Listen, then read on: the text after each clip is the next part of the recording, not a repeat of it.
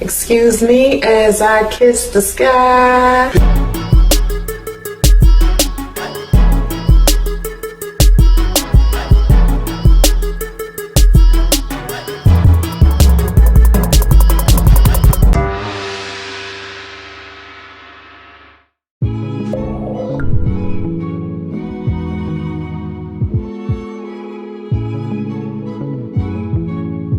You are now listening to the God Queen podcast. Hey, good morning. It's your girl Soncerae here. Welcome to the God Queen Live. I appreciate you listening to me on Spreaker, as well as watching me on YouTube. I upload my podcast onto YouTube, my main YouTube channel. It's youtube.com/SonceraeFan. But you can listen to me here first on Spreaker, Google Podcasts, Apple Podcasts, Spotify, and iHeartRadio. Thank you for being here. I really appreciate it. I try to make sure I do a podcast every day, okay? And that's kind of hard because I'm so busy. I'm so busy doing so many things all of the time. So I want to get straight to it because I want to be very clear about this. For any woman who is expecting a baby or has a baby and you're no longer with the fathers of your children, this is for you, but this is also for the women who are in relationships with men or used to be in a relationship with a man or considering being in a relationship with a man, and he's co-parenting with someone else, whether he has an ex-wife or ex-girlfriend. Whatever the case is, this is what this is about. And what I noticed about a lot of new girlfriends and ex-girlfriends and baby mamas, y'all kind of at each other's throats, okay? And speaking from experience, things can be handled a lot better between women, because a lot of times it's not us that's the problem. A lot of times it's these men, and all we're doing is fueling the situation by being angry with each other, okay? And what I notice is that a lot of new girlfriends and a lot of ex-girlfriends want the drama. You understand what I'm saying? Like, want the drama. They say they don't want to be a part of it. They say they don't want to have issues. They claim they ain't the one. You know, all this foolishness. But then turn around, got rumors, being petty, being, putting their nose in places it don't belong. And so what made me think about this is a number of comments. Okay, it was 2 comments that I saw on my YouTube channel that I am going to read off to you. And it was a post I saw somewhere of a girl, and everyone was giving her advice, and she did not like the advice everybody was giving her. And so I'm going to get to each thing in a minute, but I do want to start off and talk about my experience co-parenting. Okay, so I have a 19-year-old daughter, right? My 19-year-old daughter and her father, we get along great. We had a great relationship before we got in a relationship. We had a great friendship before we got in a relationship. And then we got in a relationship. And then we moved in together. I got pregnant. We broke up. I moved to Atlanta. He stayed in Washington, D.C. And he and I would do 3 months at a time. 3 months he would have her. Then 3 months I would have her. And then when she started school, he wanted her for the school year. And then I would take her for the summertime and holidays. Okay, so that's how me and my daughter's father did my daughter for a long time until she got into middle school. When she got into middle school, he and I both lived in the same state. So what we decided to do is move in together. Not to be romantically connected together, but because we were such good friends and we did decent co-parenting, our work schedules were very different. I used to work in the daytime. He used to work in the nighttime. So it worked out. When he wasn't at the house, I was there with my daughter. When I wasn't there at the house, he would be home, sleep, and be there for her when she came home from school. So my daughter always had one parent or so around. And then we had, our family were very supportive. Like, if we needed anything, our families was always there. My mother was always there for my daughter, okay? If we needed the support, if I needed somebody to babysit, my mother was always there. So I had a great support system, and a lot of single mothers don't have that. A lot of single mothers don't have the support system of being able to have the freedom to go out there and chase their careers or chase their education or whatever the case may be. Now, me and my daughter's father never had like this problem with newer people that came into our lives. Like if my daughter's father got a girlfriend, I trust his judgment if he had her around my daughter, because I trusted him, because I knew that he cared so much about our daughter, he would never have someone around her that was bad for her. And he knew that about me. So he never gave me an issue about any of the guys that I dated. Now, I didn't introduce my daughter to a lot of guys like that. I think I started introducing her to guys when I realized that she wanted to date. Okay, because I went through a period where I was like, I'm not introducing my daughter to anybody unless I'm taking them serious, because I see no point to have some guy who hasn't earned the privilege to be around my kids. It just doesn't make any sense. So he's going to have to earn this position to be in the life of my children. He's got to show me he's a good person. And so I didn't introduce her to guys. I don't think I introduced her to guys. I think I introduced her to guys maybe that I was taking serious 2 times. One was my ex-fiance. His name was Lloyd. He and I was engaged, and my daughter loved Lloyd. She loved Lloyd, and when Lloyd and I broke up and decided to not get married, it hurt my daughter so bad. It hurt her so bad, and I just was like, oh my God, my daughter was broken up about that for much longer than I was. Like, it took me a while to get over it, but it really hurt my daughter when I broke up with him, and the way that we broke up was really messed up, because she really thought he was going to be her stepdad. Like, he used to put her on his shoulders and walk around, and we would go to the movies and hang out and play in the snow. I mean, we did so much stuff together as a family unit. When he and I broke up, my daughter was just so hurt. And so after he and I broke up and my daughter started getting older, because she was young, she was still like in, getting out of elementary school and getting into middle school around this time. So when she got a little older and I started to notice that she liked boys, I said, okay, I'm going to show her the guys that I'm just dating and see if she could understand how I select guys. Because then she could see who I only go on a date with one time or who I go on a date with multiple times. And so I taught her that. And then when I stopped dating, of course, I explained to her why I stopped dating. So I stopped dating for a really, really, really long time. And then I introduced her to Priest. She liked Priest. She thought Priest was so cool. My entire family liked Priest.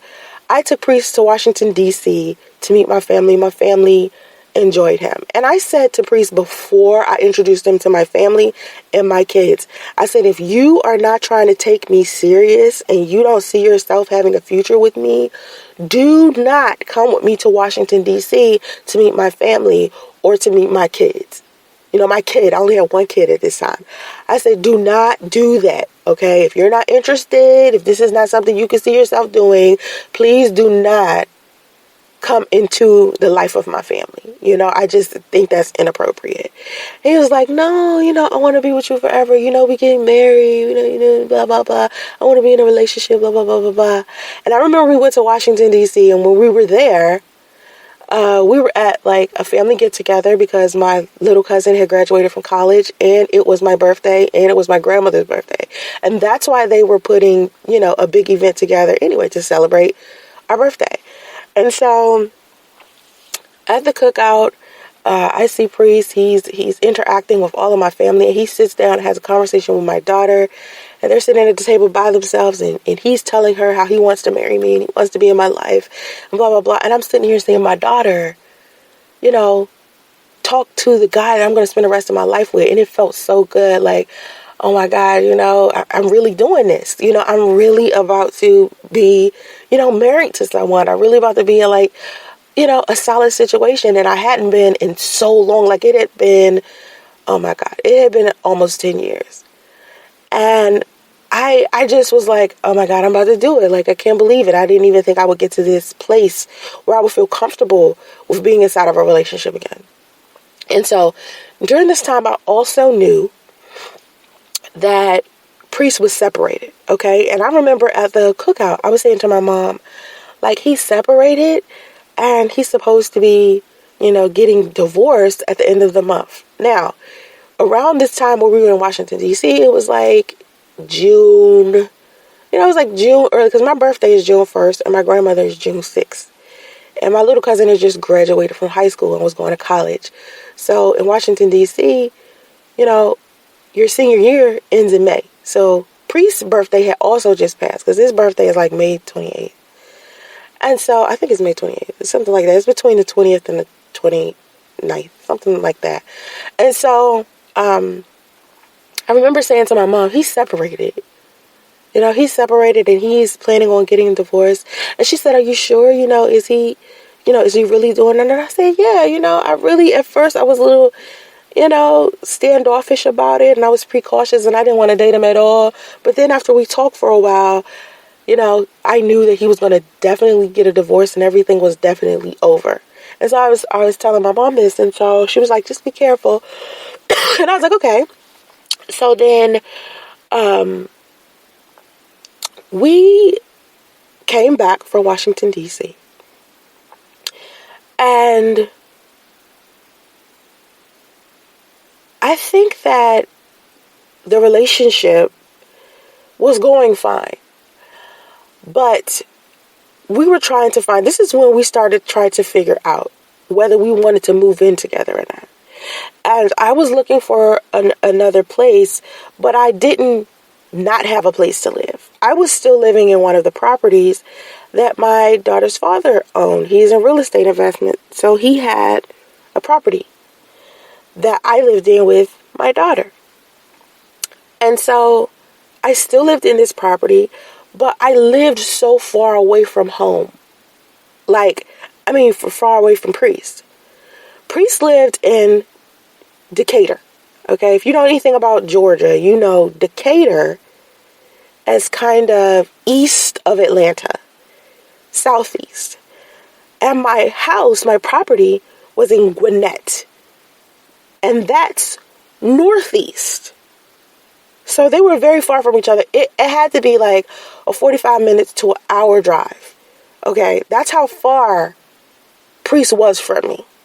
And if I wanted to see him, I would have to drive to Decatur.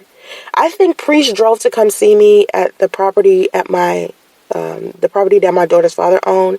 He came to see me or to pick me up maybe twice. The second time was when he helped me pick out my things to take out of the house to put in a storage unit, because I had already decided that I was going to move with him. But before we could even find a place and before we even decided to move in together, there was this period of time where we had to kind of either get a hotel room or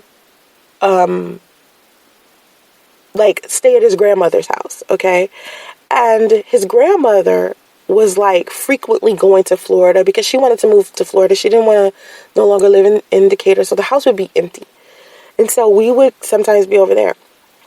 And so one night, right, we decided to, we used to love sleeping outside. Sleeping outside was one of those things that we love to do. I think if we'd have stuck together, we'd have did a lot of camping.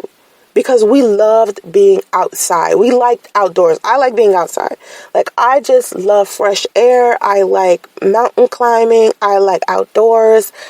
I like anything that has to do with being... I'm just very outdoorsy. And so is he. And so we would just be in the car watching the stars, getting fresh air, doing whatever. And so one night, we were in the back of his truck, right? Sleeping. Now, it wasn't because we had to. It was because it was something that we was doing because we like to. Like I said, we like to be outside. And so we were sleeping in the back of his truck. And it was 2 a.m. All right? And so 2 a.m., the phone rings. He doesn't answer it. Okay? Phone rings again. He doesn't answer it. Phone rings again. I'm like, who is this person calling him at 2 a.m? Who is this person? So finally, he answered the phone. All I hear is some chick cussing his ass out. I mean, she was rude as fuck. She had this nasty ass tone.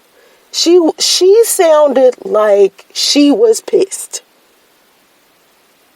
And I said, who in the hell? And he just on the phone like, okay. And I'm like, why is he allowing some person to talk to him? Like, who is this? Now I'm automatically thinking maybe it's his mom. Because that's how he sounded. Like, his tone sounded like he had pissed off his mother. And she was calling him because she was upset. He gets off the phone and tells me that it's Sidonia. And I'm like, why is she so upset with you? Number one. And number two, why does she feel like it's okay to be calling you in the middle of the night like that? Like, what is wrong with her? She called him because she was mad that he was posting pictures of me on his Facebook page. And her family was seeing that because them two were still friends on Facebook and he was still friends with her family on Facebook. So a woman he's no longer with, that he's supposedly getting a divorce from, calls him in the middle of the night at 2 a.m. mad over Facebook. So I'm like, whoa, that's a level of petty I can't even understand. Like, because at first, right, I said first, I had a feeling that, this woman was following me around on Facebook. Because sometimes he would say things to me. I don't know what it was. It was like I just had this intuition that something wasn't right about this person and my Facebook page. Because, see, I never seen her Facebook page. I didn't know, how to follow her on Facebook. I wasn't concerned about that. He and I was Facebook friends, but I never looked on his Facebook friends list to see, who she was or anything like that. I didn't care. I was just in my relationship. I wasn't thinking about who Facebook friend, none of that. But I had like this feeling. And so when she called and was upset, she called because I put a bait out there to see was she following me on Facebook. So I put a post on my Facebook page and I said, I bet you my new man's ex-girlfriend is watching my Facebook page. Period. That was my post update. That's all I put. I said, I bet you my new man's ex-girlfriend is watching my Facebook page. Now, mind you, he wasn't really looking at my Facebook page.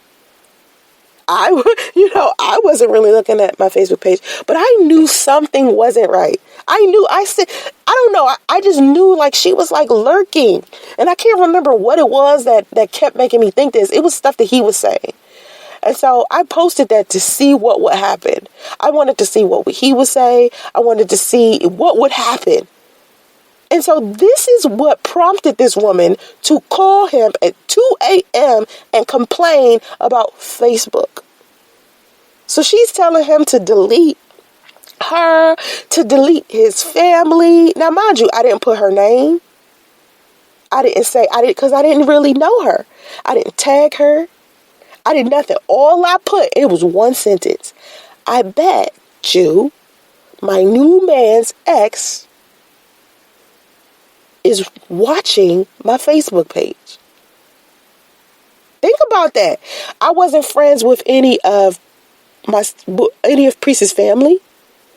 I wasn't friends with any of his friends yet. He and I was just friends. And so that was the first time this woman was going to be a problem. And she became a problem as far as Facebook plenty of times like that after that. She was like the internet drama chick.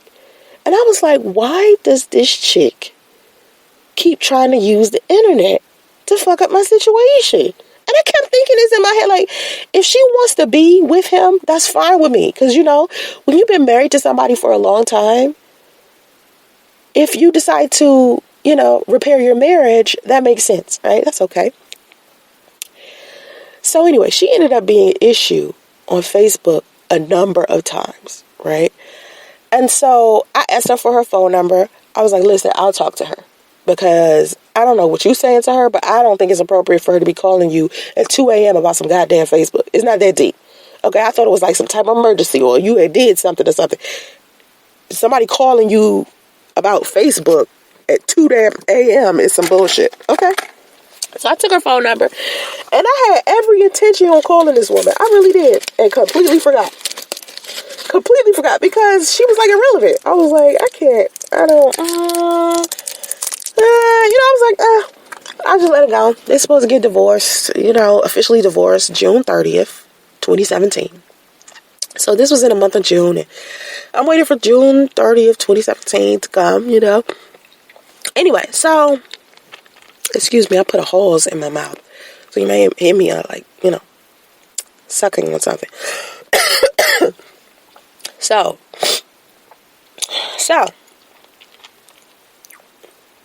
she became like this issue that was like hovering over the relationship. And anytime we would have an issue, it would always be about her. It was never something with each other. We never had an issue with each other. We got along very well. For the most part, we'd agree on everything. And one of the things I asked him was to discontinue talking to her. Because every time he would speak with her, a problem would arise. Every single time. And I was like, you got to stop talking to this woman. Because there's no reason for you to still talk to her.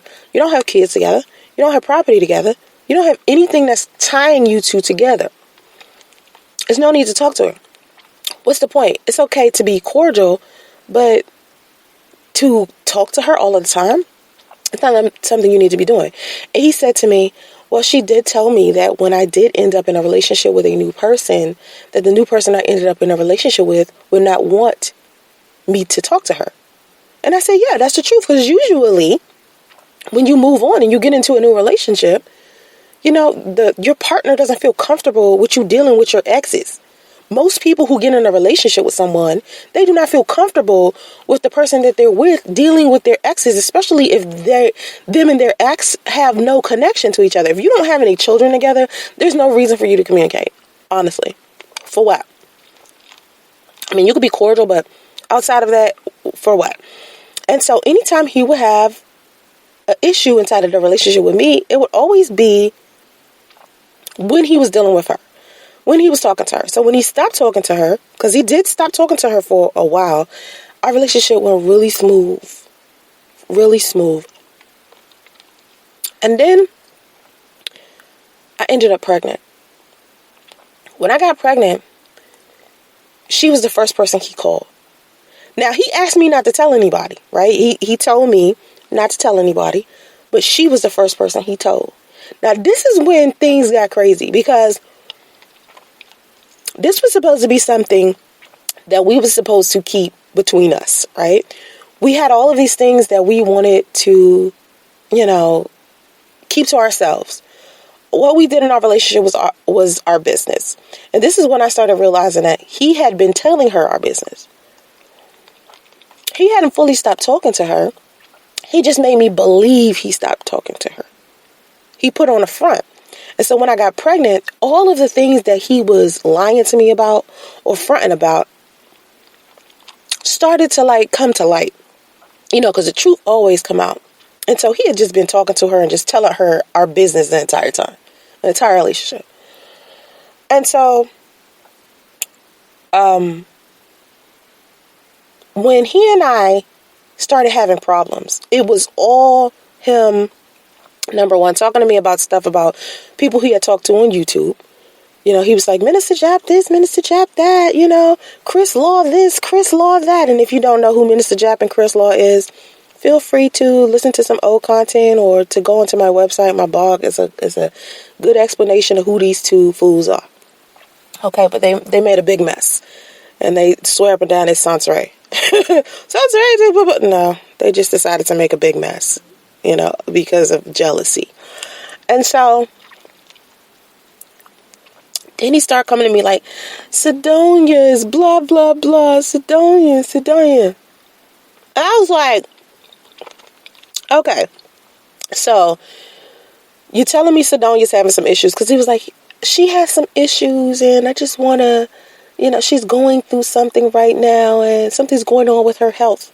I'm like, okay, now that I'm pregnant, suddenly something's going on with Sidonia's health and she needs you. So you mean to tell me, because she has a heart problem, right? Y'all two supposed to be getting divorced. I'm sitting here pregnant. And you got to choose between which one of us you want to take care of. And the person that you going to try to take care of is her instead of the mother of your child. This is when things got real weird between he and I. Because I was like, what you doing don't make any sense, dude. Like, what you saying to me don't make sense. Like, you sound confused. I kept saying, you sound confused. So eventually, our relationship started breaking down, so I got on the YouTube. And I let everybody know inside of my audience that he and I was breaking up because they seen plenty of videos of us together. Everybody saw videos of us together. Everybody thought we was like this perfect couple. We was black love. We was relationship goals. So everybody thought we was this perfect couple. So I had to go to everybody and say, hey, we broke up. Okay, we broke up. I have a baby. I'm going to be a single parent. Here's a number of reasons why. Number one, I think he's trying to get back with his ex or with that, whatever. Now, during this time, he hadn't said it to me yet. He was just saying she's going through some health issues and right? So I got on the YouTube and I said that. I also said that his family was terrible to me. Now, he'd always had negative stories about his family, and he also had negative stories about Sidonia all the time. Every time he fixed his lips to talk about Sidonia and his family, it was always something bad. And so I would try to get him to mend his relationship with his family because I felt like, I'm a family-oriented person. I think if you positively communicate, family, you can work things out with your family. And so he used to say that his family was abusive to him. His family used to bully him. His family used to be hurtful towards them. Basically just drama. And him and Sidonia had spent the majority of their marriage away from his family. Like he spent most of his adulthood away from his family because his family was bad to him. So to me, I felt like part of that had to do with him being with her. So when their relationship was over and he was starting to be with me, I was like, listen, you need to start being around your family more. And so we would be around his family and everything would be fine with the exception of his older sister. His older sister had this nasty attitude. I swear she had the worst fucking attitude on the planet. And it wasn't until later I found out that was just her attitude. I thought she was being that way towards me. But according to Priest's mother and other family members, they were saying that his sister just always had a nasty attitude. That's just how she is. And eventually Priest said that same thing to me too. And he said him and his sister weren't very, very close anyway. And so when I did this video, right, when I posted up the video was up for maybe an hour or two. And then I came and I looked at my comment section. And I was surprised to see so many comments so soon. Because usually it take a while to get 100 comments. And here it was, 150 comments. Right? Everybody was just concerned because I was saying that Priest and I broke up. And inside of the comments was Priest's sister and Sidonia. And I'm like, whoa. First of all, how the fuck did Sidonia and Priest's sister found out I did a video about us breaking up? How did they find this out so quickly? Because if they would have to date themselves, they would have to be following me on YouTube because I didn't share it anywhere. It wasn't like if I could see if I'd have put it on my Facebook page because I'd already understood that she was watching me on Facebook, right? So had I put it on my Facebook page, it probably would have made sense that she caught wind of this video. But I had only put it up on YouTube. So apparently either she had been watching my YouTube channel or Priest was the one that showed her the video. Because somehow he found out the video was up. Now, I never told him that the video was up. He just probably saw himself and then showed them. But either way, Priest's sister and Sidonia was in my comment section. And underneath Priest's sister's comment was a whole bunch of people cussing Priest's sister out. So I had to delete before I even read the comment. So I read the comment, and she was talking about how my baby wasn't priests, and how I only wanted to use priests for money, and all of this nasty, cruel stuff that proves she's the bad, nasty, attitude-having chick I said she was, right? I'm like, this chick, something's wrong with her. Number one, I know who the father of my child is. I'm not no fool. Number two, your brother ain't got no damn money. Can't nobody use your brother for no money. He broke. Come on, girl, stop. Number three, you got a nasty ass attitude, and the person that I'm talking about with the attitude is you. You proved me right in my comment section. Okay, that's number one. So she was being all rude, or ugly, and nasty, and I say, listen, you in no position to judge nobody, because you've been shacking up with the same man for 10 years and y'all ain't married. And he unemployed, ain't got no damn job. So you need to stay in your lane and mind your business. You know what I'm saying? That's what I was saying. Because I was like, bitch, don't come for me unless I send for you. Right? That's number one. Now, I'm not going to keep putting up with your attitude. That's what I was, basically saying. So anyway.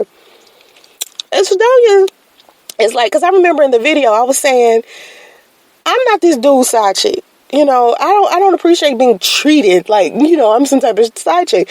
And so Sedonia was in the comment section. She was like, no one is saying that you're a side chick.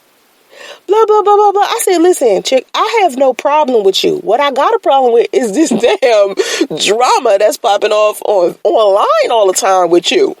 Like, everything else, I don't know you. So, y'all relationship over. I just want you to go away. Basically, I knew then I wanted the chick to go away. I wanted her to go away, the whole situation. Because the only time we have a problem is when she around or got something to do with her, blah, blah. So, when she was in my comment section and I commented back to her, excuse me very much, I'm chewing. I remember, oh shit, I got this girl's phone number. I got her phone number. Let me tell her I don't have an issue with her. So I pick up the phone and I call her. Now, mind you, she had already left a comment in my comment section. She already reached out to me to communicate. So she reached out to communicate to me first, right? So I called her. I said, listen, my issue ain't with you, honey. My issue is not with you. Inside of my video, I didn't say I had an issue with you. I said I feel uncomfortable with the situation because he's talking back to you. I don't know what he's doing. I don't know. I'm confused. I don't know what the fuck is going on. And she was like, I'm confused too. She was like, me and him not getting back together. I don't know what he's talking about. I don't know why he would say that to you because he and I aren't getting back together. Right? This is what she says. And she basically, after we had a few conversations, because we were cool, like me and her were fine. And she was just saying, out of all of the times that he had been with other women inside of their marriage, he had never fully left the marriage until he met me. She said he had been with plenty of other women. He had cheated on her. He had done whatever, but he had never been in a serious relationship with somebody. When he would leave, and be whatever women, he would just leave with other women and then come back. Like, he would sleep with girls, but he would never take one serious. And she said, I was the first one he took serious. She said she knew he genuinely cared for me because I was the one he took serious. And she was like, I don't have an issue with you. I was like, I don't have an issue with you either. I'm like, I'm chill. I just want you and him to do what y'all need to do. If y'all gonna get divorced, get divorced. And she was like, I don't understand why y'all didn't wait until we were divorced to have a baby. I said, y'all was supposed to have been divorced. Because see, by this time I did this video, they were supposedly have signed their divorce papers June 30th, 2017. But by the time I did this video, it was like August, September, and they still wasn't officially divorced. And she was like, I don't understand why y'all didn't wait till we were, divorced before you got pregnant. And I said, well, the pregnancies basically just happened. It wasn't something that we planned. We didn't plan to have it so soon. We planned on having a baby much later after we were married. But y'all two supposed to have been divorced. He told me y'all signed y'all divorce papers June 30th, 2017. And she basically was like, yeah, but giving me all these excuses. But this is what happened and blah, blah, blah. I'm like, listen, whatever. Listen, I don't have an issue with you, boo. Okay? I don't have an issue with you. Me and you fine. He wants to do whatever he's doing. Please just try to stay out of it. Okay? So for the most part, I thought she was staying out of it, but she wasn't. He ended up, talking to her, still talking to her the whole time. And he would come back, like when he tried to break up before, he was just saying that he needed space. So he tried to leave a couple of times. And then finally, after him trying to leave maybe 2 or 3 times, one day after we had a good weekend, we had a really good weekend.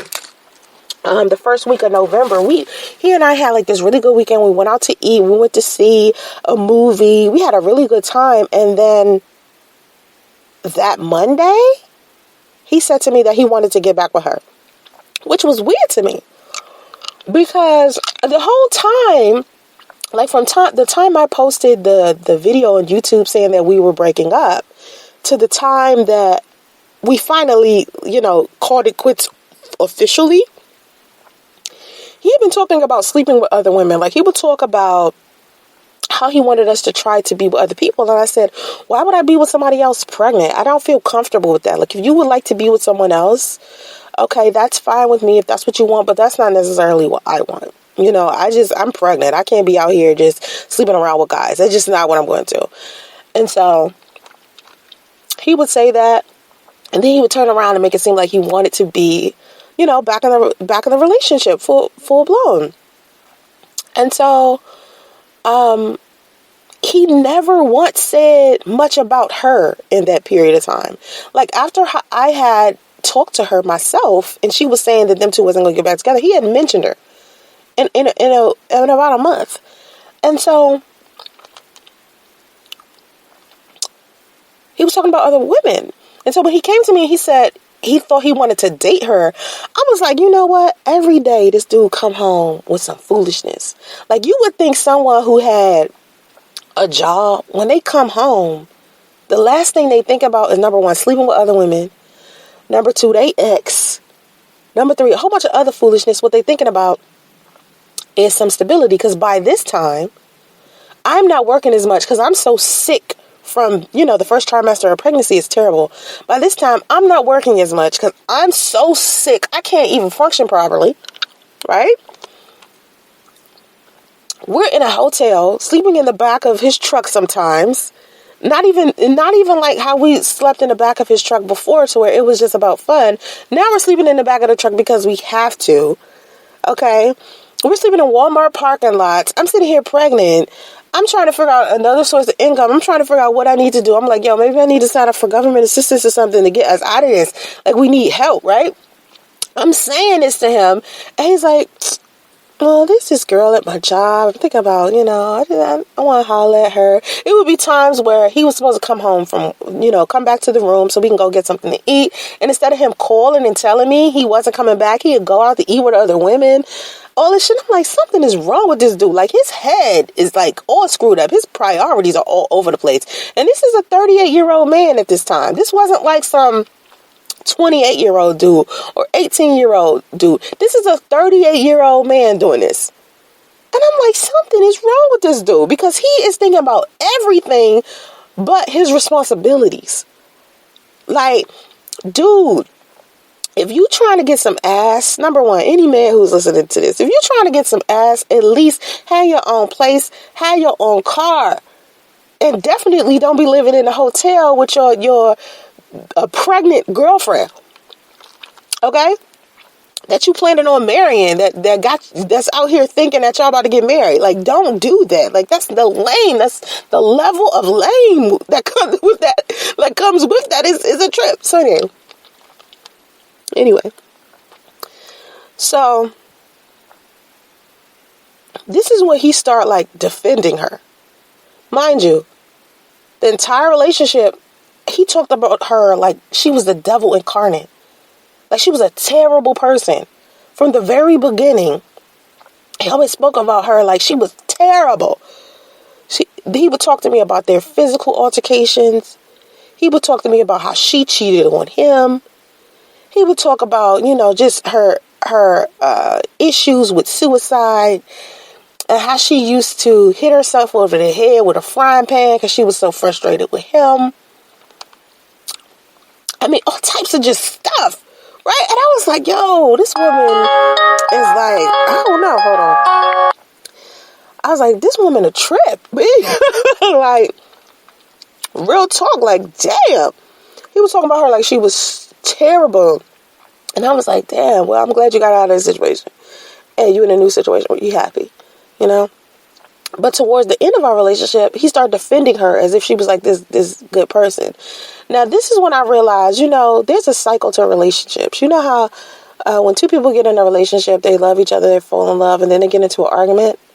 And then it's so bad that they actually break up or something. And then when they first break up, they got all this negative stuff to say about each other. And then time heals wounds. And so then after time goes by and you haven't been around that person, you start remember all in the wonderful shit that they did. This is what I feel like he was going through. He was starting to remember all of the good stuff about her. And the stuff that he was saying about her initially was just him saying stuff because he was angry. Right? Just how he deal with me. Like, because I wasn't a bad person inside of our relationship. But because he was angry at how things went, at how we broke up, you know, because he was expecting it to go a completely different way. Because he thought I was just going to sit here and chill and beg him to, you know, be with me. But I just moved clear across the United States. He was pissed. So he walks around and he talks about me like I'm nothing because he's still pissed. It doesn't, yo, it's been 2 years. He just did an interview on YouTube on Tommy Sotomayor's channel and spoke negatively about me. Still pissed.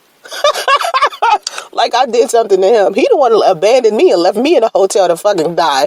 But but he mad at me. Like, that doesn't make any sense at all. You mad at me for shit you did? Come on, stop. Anyway, when you treat somebody bad, you don't get to define how that person responds. You don't get to decide how a person deals with their pain or what their coping mechanisms are. So you can't abandon a woman in a hotel, pregnant, sick as hell, with no money, no friends, no nothing to help her through this process, no family to support or anything, because you claiming you want to get back with your ex. Stop answering the phone. Don't answer texts. Speak negatively about her. Disrespect her. All types of shit. And then think that you about to control this person's response to that. Like, I guess he was expecting me to still be nice to him after that. No, fuck that. You're not about to treat me bad and then think I'm about to deal with the fact that you fucked me over in like this cool, calm way. No, I'm pissed. Because you can't sit there and tell my family, my friends, me, sit here and make all of these plans with me like we about to get married and then turn around and leave me to die in a hotel because you want to sleep with other women or get back with your ex. That's some fuck shit. Okay? Like, what is wrong with you for you to even think something like that is okay? Anyway. So, this leads me, I had to tell that whole story. Because this leads me to the comments that was left inside of my comment section. And so, I was doing a video. And I was talking about how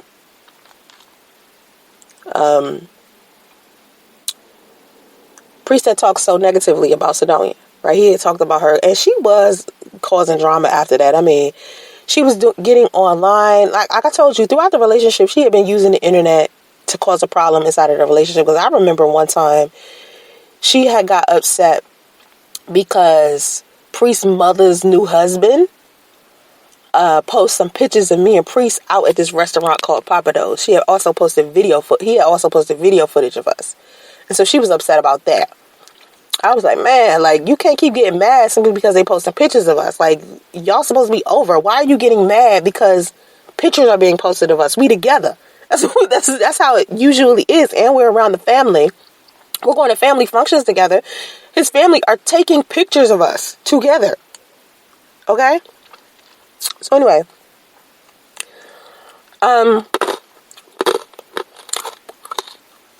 She started using YouTube as well, doing interviews and shit.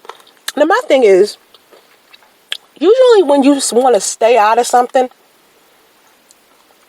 you stay out of it. You don't want to have nothing to do with it. You're not going to get on the internet. You're not going to talk to nobody about nothing. You're not going to do interviews. You're not going to gossip. When you want to stay out of something, you literally stay out of it. You're like, I'm not fucking with it.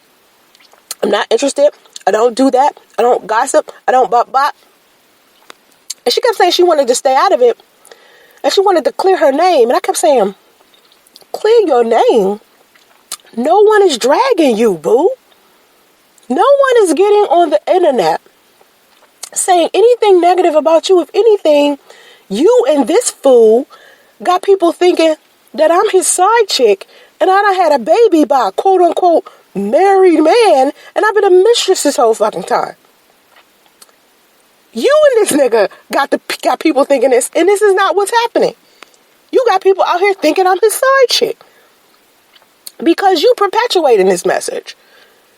You know, and she's like, you're not his side chick. But she's talking about clearing her name. I'm like, your name doesn't need to be cleared. No one knows who you are. No one really cares. What they care about is me and Priest.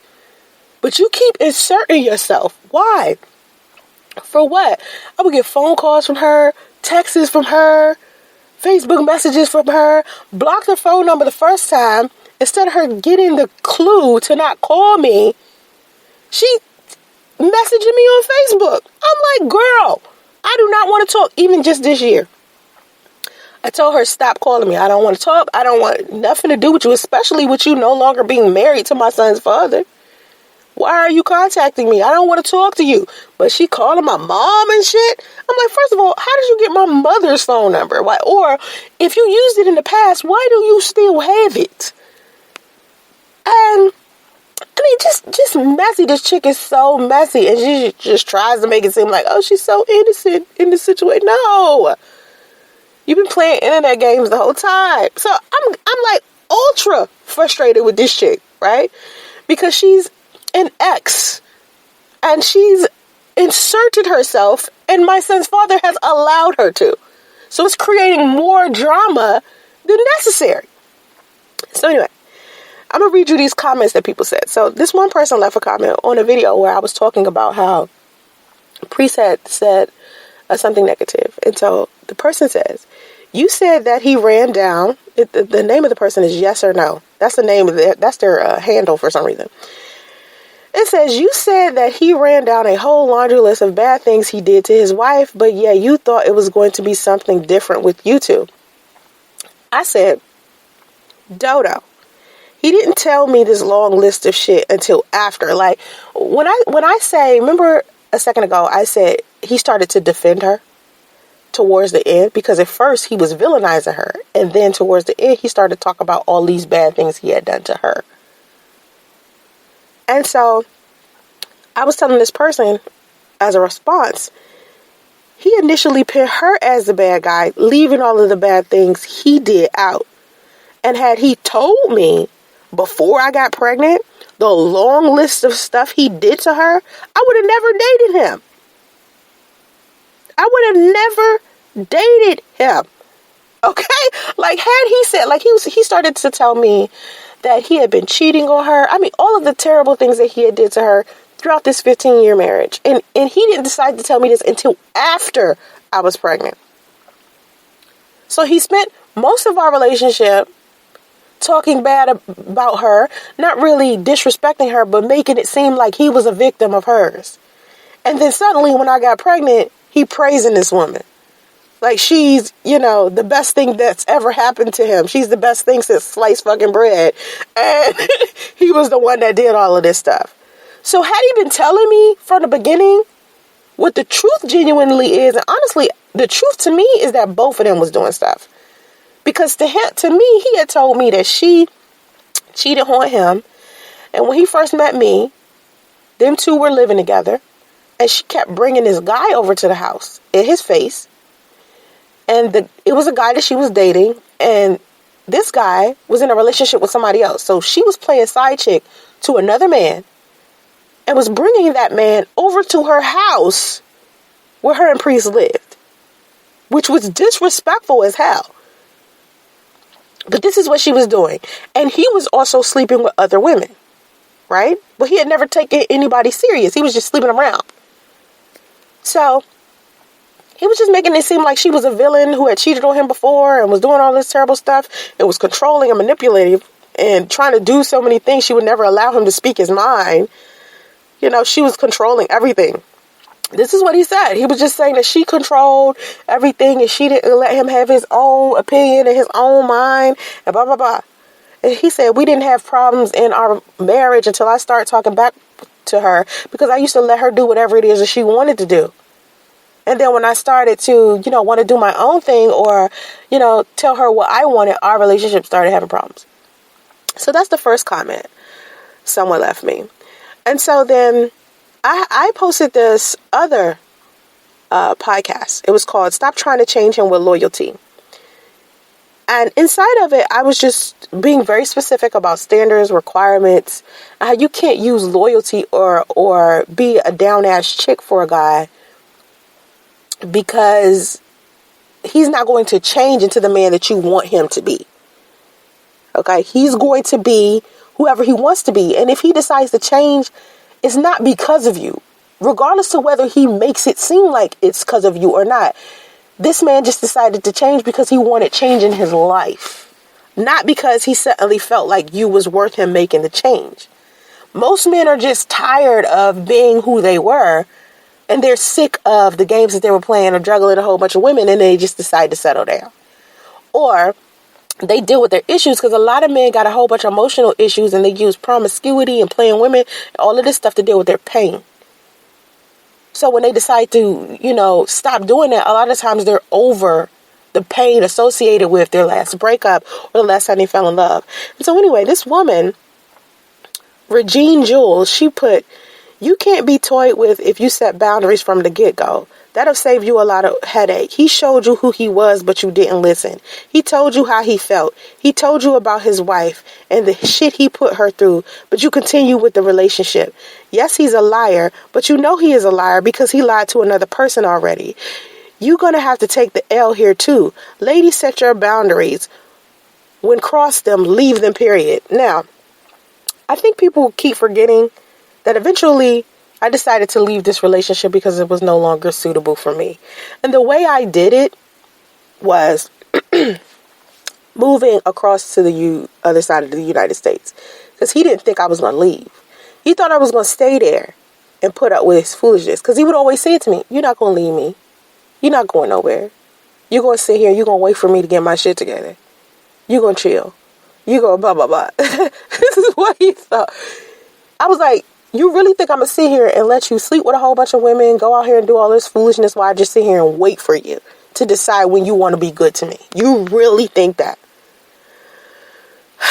So I said to this girl, I said, I'll tell you like I told the last person who has selective hearing. Of course I have standards and I still do. It's when he revealed he was below my standard that caused the problem. He didn't start off telling me what he did to her. He started off telling me she was a villain. He drug her to filth, made her sound like she was the devil incarnate. He even told me her daughter uses her vagina like a revolving door. I didn't find out the truth about him until it was almost too late. When I found out the truth, I let him go. There was nothing to fight for. You, ma'am, need to make up your mind. First you said he told me who he was and I didn't listen. Then you said he lied to me. Which one is it? Oh, that's right. You didn't effectively research before addressing me. If you stop being a pick-me for 2 seconds and think before you come and attack me, what you saying will probably make sense. Let me help you out. He lied. Then once I got pregnant, he started telling me the truth right before we broke up. So before you come in my comment section trying to be Iyanla Vanzant, make sure you have your facts straight so you can effectively read someone. Now, a lot of people jump to conclusions inside of my comment section, so a lot of times I have to deal with them in a way that I don't even feel like dealing with them, but I have to provide some type of clarity. And sometimes I feel like I don't communicate effectively when I'm doing my podcast or I'm doing my video. Sometimes I feel like I could have communicated certain things a lot better. But to clarify anyone who might be confused, he didn't tell me he was a liar or how bad he was to her till the end of the relationship. It wasn't like no man who is a piece of shit is going to be walking around with a piece of shit sign on his forehead and come approach a woman like, yo, I'm a piece of shit. Take me as I am. No, what he's going to do is put on his best behavior so that he can get a woman to do whatever it is that he wants her to do. Men are very manipulative in that way. Okay, he wasn't going around telling me who he was and I just accepted that he was going to be different for me and all this stuff. No, like, come on. Like, no. At first he was making it seem like he was the victim and she was just this bad person and doing all these bad things to him. And then towards the end of the relationship, he started to praise her and talk about the things that he had did to her. That's how that went. I do want to, before I get off, talk about this in more detail about how women need to really seriously unify in situations like this, because a lot of times it ain't the two of y'all that's the problem, it be him. And sometimes I feel like even though Sidonia was a problem in her own, like people think I was mad at her because he wanted to be with her. Nah, that didn't even bother me. What bothered me is that she kept inserting herself in a situation that she didn't belong in. The relationship, stuff as far as my son goes, telling him not to, file his child support papers, do all types of stuff that I haven't even spoken in detail about that this woman has interfered with. And it's been unfortunate. And I'm going to use this next question that someone sent me as what I want to convey to anybody who may be, watching this or listening to this. So this young lady said, I'm located in Florida and my boyfriend's son's mother won't allow him to see his son. He can only see him if he goes to her house to see him. She's just being bitter and unreasonable at this point. What would he have to do? He's only seeking visitation as he knows his work schedule won't allow him technically 50-50. We're not necessarily trying to get a lawyer at this point because I really don't know any judge that would deny visitation. What would need to be filed? A proposed parenting plan? Is he just requesting a court date? Please help if you can. He doesn't have any felonies, doesn't smoke or drink, and he works 2 full-time jobs. He's just wanting to be able to spend time with his son on the weekends, so at this point, she's just doing this out of anger. His son is 2 years old. Now, this is a girl who decided to, ask the question. Now, it's in a single mom group that she asked this. Okay, she asked this question in a single mom group, and all of the single mothers were telling her, I think you should just stay out of it and let them work out something. Stay out of it and let them work out something. You are his girlfriend. Just stay out of it, because if you stay out of it, it could be fixed faster because you don't know what's going on between the two of them. And she kept saying, no, thank you. I don't want that advice. I don't want to do blah, blah, blah. No. And that's the problem with a lot of girlfriends and new women that come into the lives of these men who are trying to co-parent with their ex. You have to realize something. He's co-parenting with his ex. It's a very delicate, very fragile situation. So the best thing that you can do if you genuinely care about him is talk to him about it, but do your best to stay out of it. Don't imply what he should do, because if you tell him what he should do in this situation and then he ends up doing it and then it affects his child's mother negatively, then she's going to start hating you. And then it creates even more of a frictional experience between y'all. So I said to her, let him handle it. It's already a delicate, toxic situation. Adding yourself to the equation is only going to fuel the fire. Give him suggestions, but stay out of it. It doesn't concern you until you're legally his wife. Then you can up the ante on stepping in. Even then, it may still be hard. Whether she's being petty or not, you don't know in detail what happened between them. Men tend to villainize their baby mama or exes and don't tell their new girlfriends or wives their wrongdoings. Don't do wifely duties. For a man who is just your boyfriend, I'd say express your concern, but mind your business or get the drama. Because the second you start making yourself a part of something that people aren't ready for you to be a part of, it starts making the situation a lot more complicated. And that's a lot of the issue that I've had with Sidonia. She keeps inserting herself that's all inside of a situation that's already delicate, that's already fragile, that he and I haven't even fixed yet. But she wants to keep inserting herself, claiming that she wants to help. But every time she does something so like, oh my God, it'd be so fucked up. It's like, why are you doing that? That's not helping the situation. You speaking publicly in a public forum about me, my son, and his father is not helping our situation. I don't care what I'm saying on the internet. If I'm saying Sidonia got 3 titties, a tail, and 2 horns. So what? That's just what I'm saying.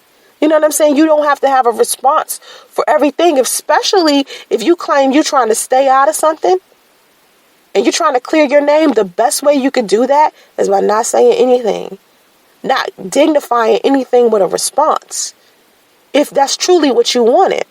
But what this woman was doing was she would go find people that purposely had a disdain for me, that purposely showed that they had a disdain for me, that would get on the internet and say negative things about me. And then she would befriend these people and then do interviews with these people on their YouTube channels and talk about me publicly.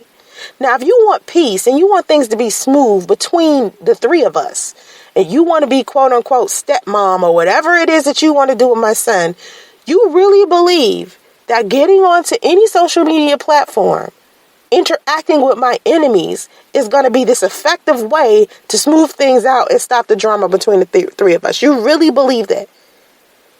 And not to mention that most of the people that she was interacting with online had all of these criminal records.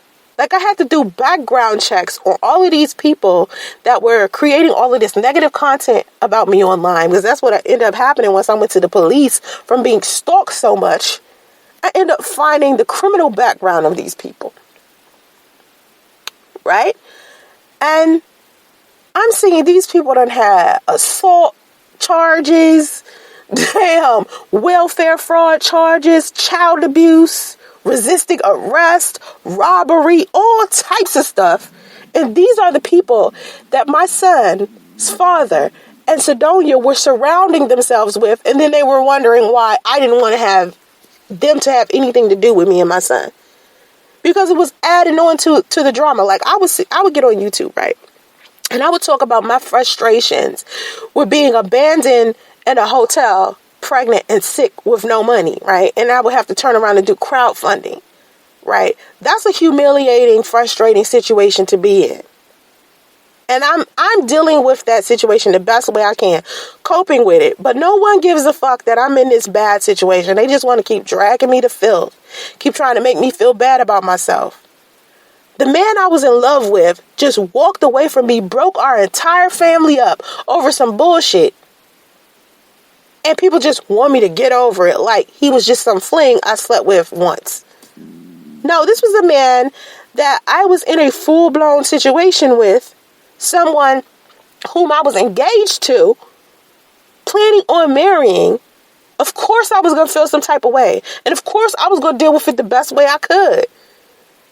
But people wanted to act like I didn't deserve to feel pain. I didn't deserve to be hurt.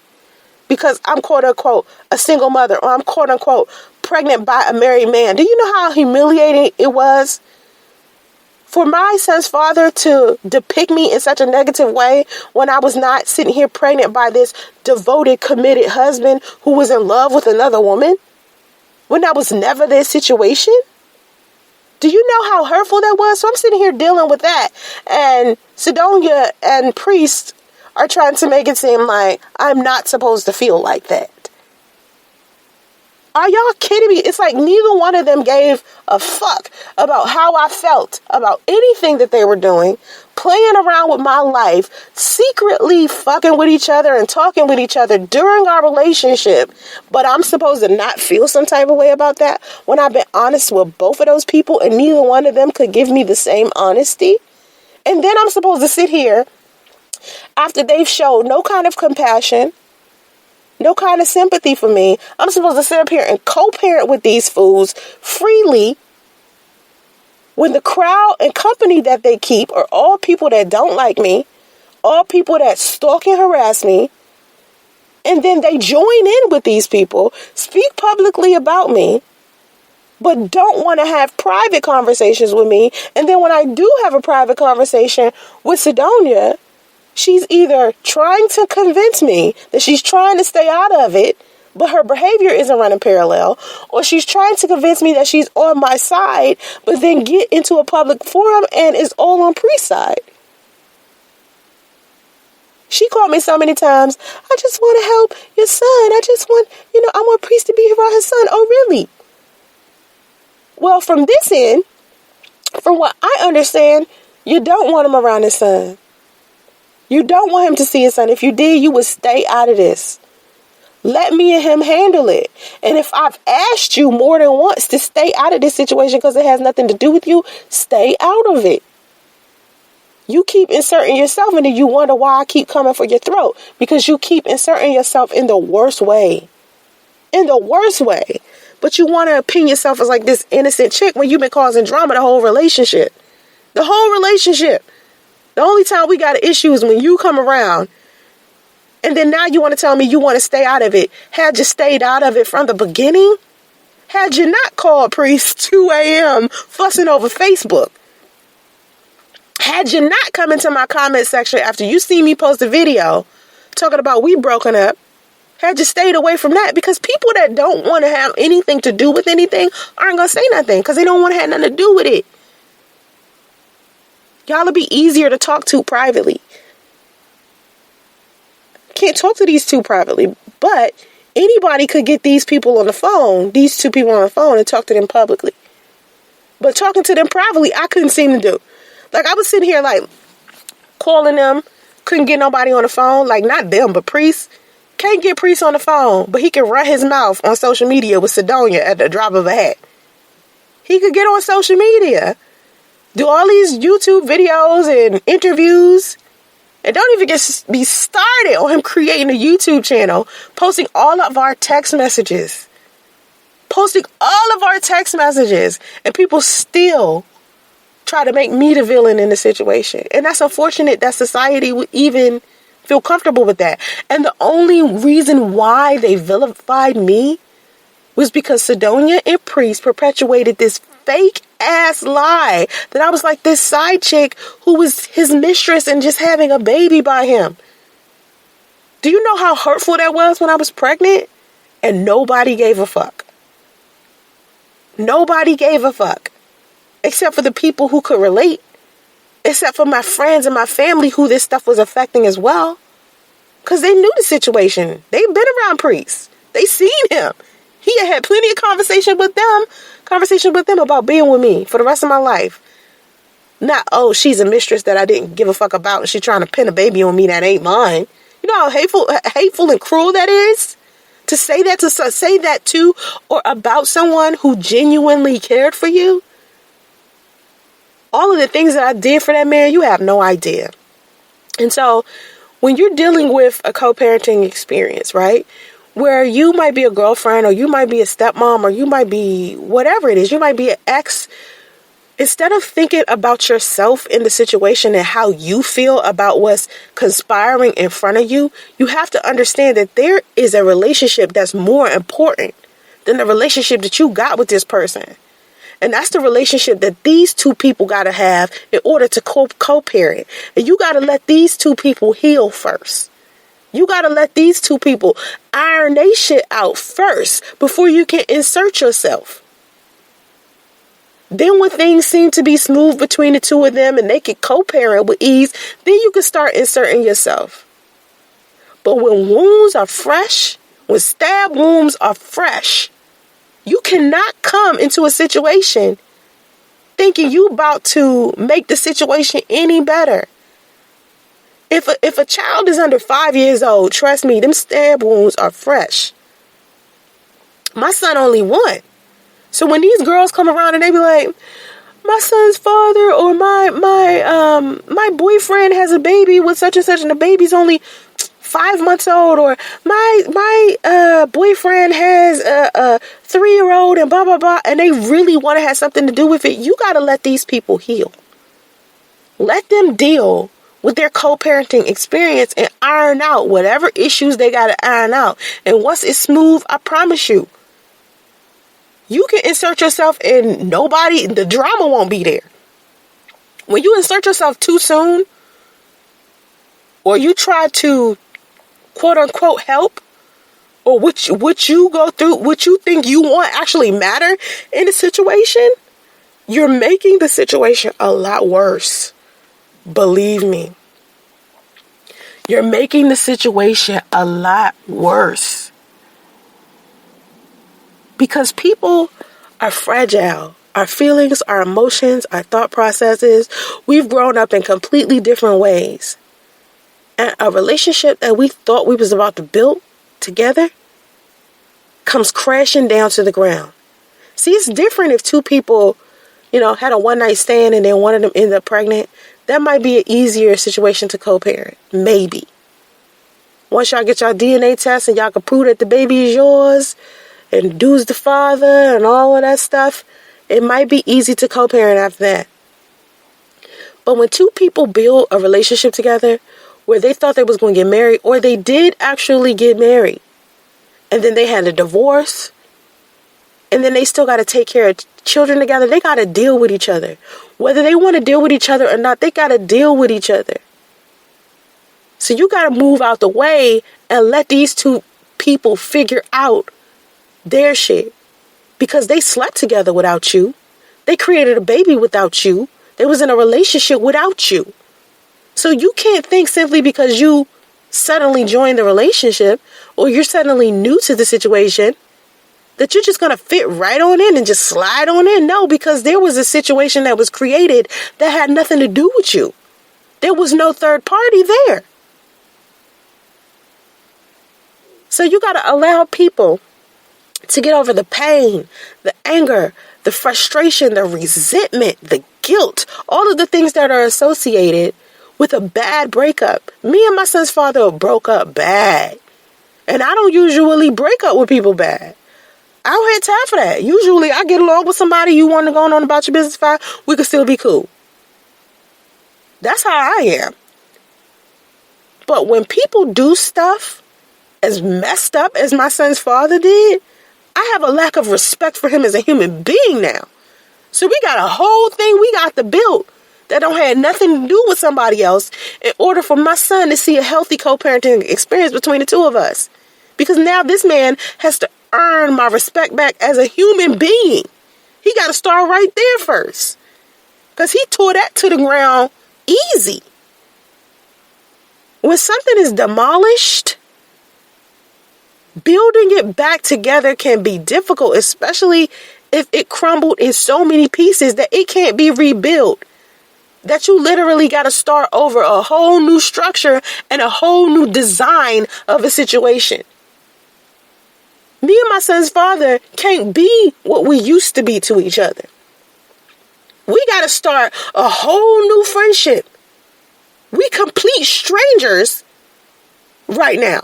Because the person I thought he was would have never done what he did. We mad at each other about shit that most people don't even know. He mad at the way that I respond to his fuck shit. But that's too bad. He don't get to choose how I respond to his fuck boy activities. He don't like the way I responded. And guess what? I don't care. So, of course, people want to understand the new girlfriend or the wife or the ex. Y'all want to have a level of understanding for these people, but you don't want to have understanding for the baby mamas and the baby fathers. These people's feelings matter as well. Because I'm not going to sit here and say, Sidonia was with Priest for 15 years. And I said this before. She was with Priest for 15 years.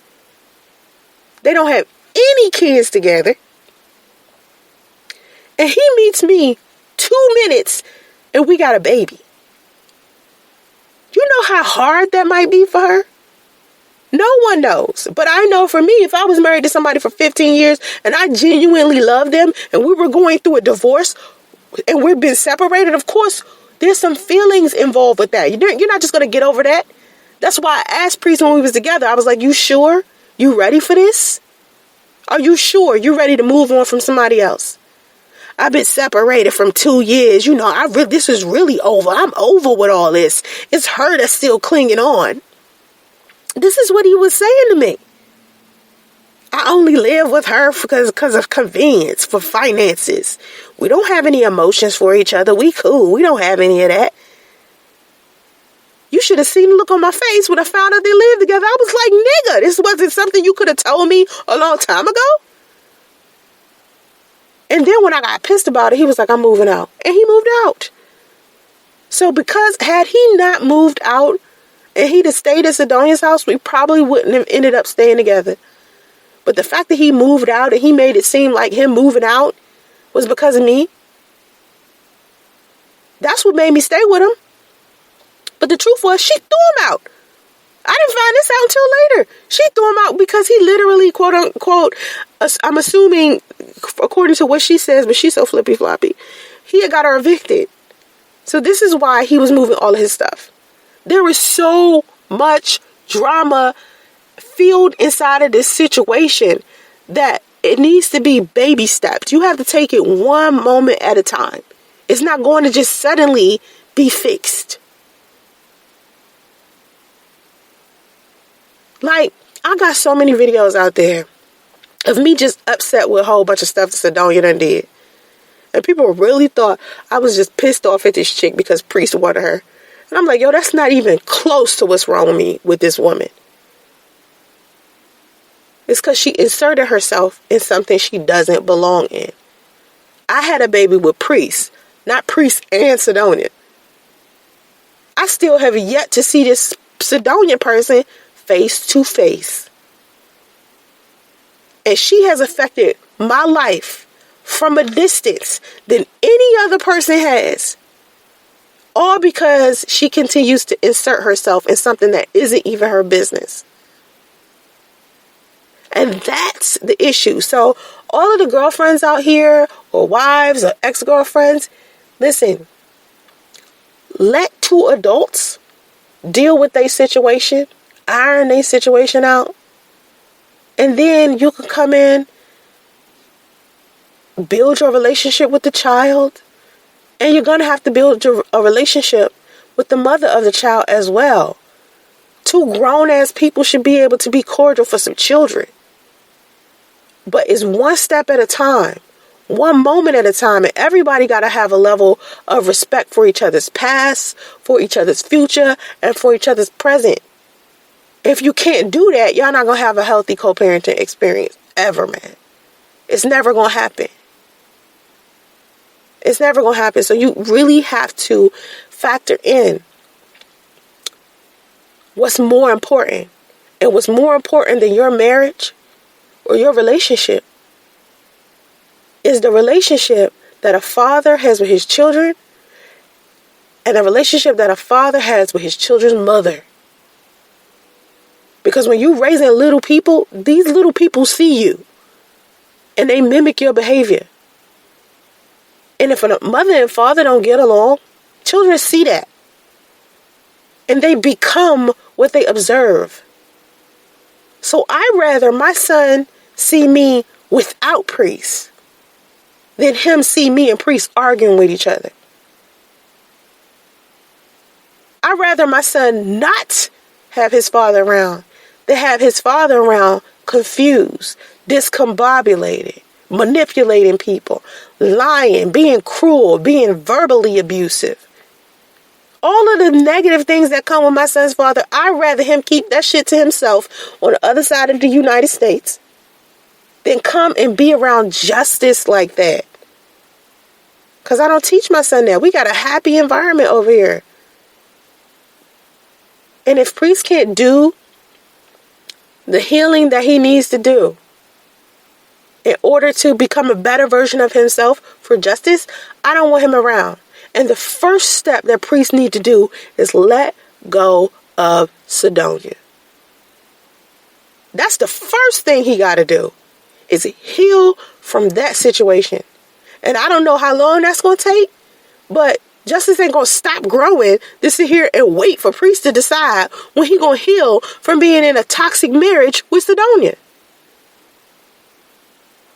That's the first thing. And that's one of a whole bunch of stuff Priest has to do in order to become a better man for just himself.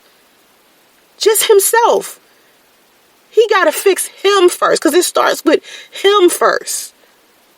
He got to fix him. Okay. Then he got to figure out how he going to fix a situation with me. Okay. Which could be last on the list if all I care. Because I'm willing to allow him to see his son if he a better person. I'm here for it. If he a good man, stable, living in his own house, got his own car, out here doing his own thing, healthy, mentally, emotionally, and physically, I'm all for it. You ready to be a father? Let's get it. But you can forget being my friend anytime soon. Anytime soon. I don't even want to talk to dude. But if he want to see his son, he got people out here that will help with that. Like, my mom has always been like the median. She'll be like, listen, you know, what you want to do about justice? That's all my mother care about. What you want to do about justice? What you want to do about justice? What you want to do about justice? But everybody got some healing to do separately as individuals first before we could come together and have like this amazing, healthy co-parenting experience. I needed my time to heal. Priest ain't the only one that got to heal through something. I had to heal. This shit was traumatic. And people from the internet tried to make it seem like it was nothing. But that's just them making it seem like that. Because it had to happen to them or someone they know. They would have had to deal with the same level of trauma, disappointment, hurt, pain, frustration. They'd have to deal with it. I had to go to counseling. Come on, man. I had to fix myself to be a better mother. And if Priest don't do what he need to do to be a better father, he ain't never going to see justice. Ever, man. Because he seriously needs some counseling. Real talk. Real talk. And Sedone, you need counseling too. You was just in a 15-year toxic-ass marriage. You need counseling before you get in a relationship with somebody else. Come on, man. Everybody need a way to help get through what they going through. Everybody. No one is exempt from that. No one is exempt from pain. So when we sit here and we talk about this, I'm not saying that we should suddenly disregard people and their feelings if they're just the girlfriend and they don't have kids together. I'm not saying that. I'm saying let these people deal with them first so they can co-parent and then step your foot in. Don't come for the drama, because I'm telling you, you want the drama. Sedonia wanted the drama. She wanted me to come for her. It's petty, it's childish, it's immature. But a lot of times people who are used to being in toxic situations, that's exciting to them. That brings fulfillment in their life. It's satisfying for them to be in the middle of somebody talking about them, getting attention like that. Some people enjoy that. I personally do not. Keep me out the drama as far away as possible. I remember people used to say, oh, Soncerae started all this drama. I'm like, these people don't know. You could tell these people do not know me. Because I'm about the drama freest. I run when I see some drama. Anybody in my real life will tell you that. I can't deal with it. I don't argue and I don't do drama. I get sick of it so quickly. I try to stay away from it. It's like repellent for me. I hate it. I want smooth, cool, chill, happy, peaceful. That's where I'm at in my life. Have vision and stay focused, y'all. Namaste now.